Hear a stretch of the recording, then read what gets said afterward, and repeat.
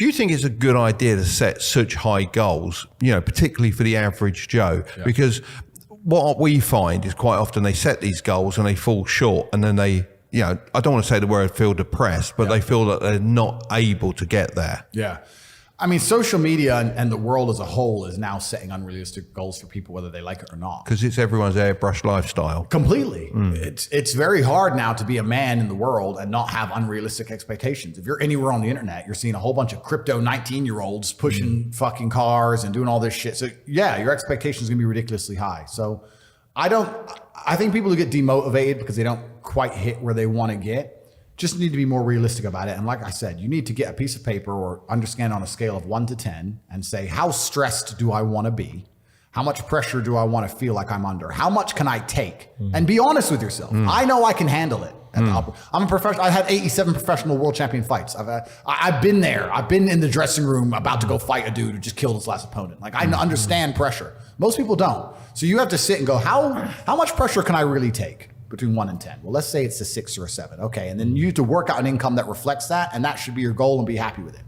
People sit there and go, yeah, I want to be as rich as Tate. I want to be top cheetah. Most of you, the reason you're not here is because you couldn't do it. I could hand my life over to a bunch of people, even as it is completed. And they couldn't do it. They couldn't live it. They couldn't live it. They just fucking Is that because they want that safety net as well? Do you think that's an aspect that allows you to push to the level you have? Well, there's equal and opposite forces in the world. Everybody wants to glitz and glamour. Nobody wants equal and opposite force. Like there's no such thing as, okay, there's a whole bunch of good with the fame. There's a whole bunch of bad with the fame. There's a whole bunch of good with the money. There's a whole bunch of bad with the money. So that's how it goes. I wanted this life. This is exactly what I want. It makes me happy. But there's a whole bunch of people who would not be happy in my position just because of the amount of pressure they're under.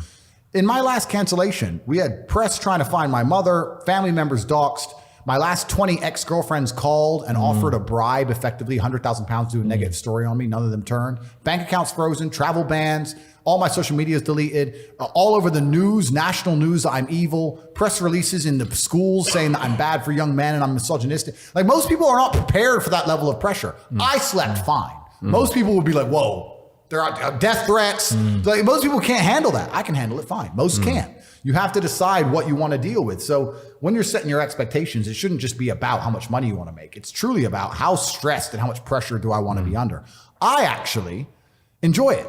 I'm a warrior. I'd be bored in the other way. I want people coming for me. That's what I want. But if you don't want that, then don't build a life that does that.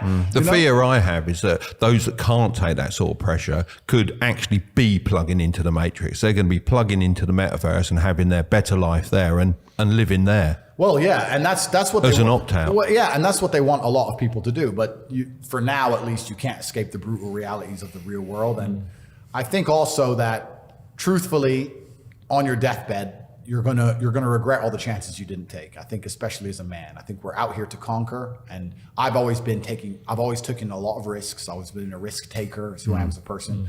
No death, no risk, no glory. I've always been that guy, and I feel like a lot of it is also for you to decide in yourself and decide with your own conscience, will I be comfortable if I go to 6 out of 10, or do I really need to be 10 out of 10? And that's fine. Everyone's different, right? But yeah, I think you should set the goal that you're truthfully prepared to live that lifestyle.